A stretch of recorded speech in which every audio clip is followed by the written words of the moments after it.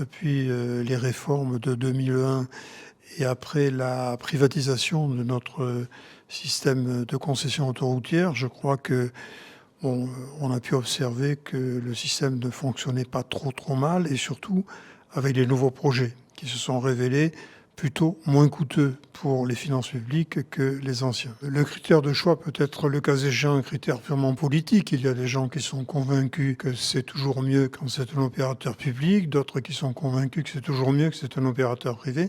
Si on passe par du calcul économique, c'est-à-dire par de l'évaluation, l'expérience montre malgré tout que les opérateurs privés, en particulier dans le domaine autoroutier, ne se sont pas trop mal débrouillés. Les leviers sur lesquels ils peuvent agir, le plus spectaculaire, c'est la durée des travaux. C'est là qu'il y a les gains les plus assurés et incontestablement les plus spectaculaires. Mais il y a aussi, bien entendu, le contrôle des coûts et puis ensuite la maîtrise des coûts de fonctionnement qui font que les rentabilités financières des projets peuvent être sensiblement améliorées si ces efforts portent leurs fruits. Se porter vers l'efficience, ça revient à dire que l'on se porte vers les solutions à moindre coût et en particulier à moindre coût pour les finances publiques. On est quand même un pays qui est dans une situation légèrement délicate, c'est le moins qu'on puisse en dire, et dans un contexte de rareté financière, il convient de recourir aux acteurs qui privilégient l'efficience.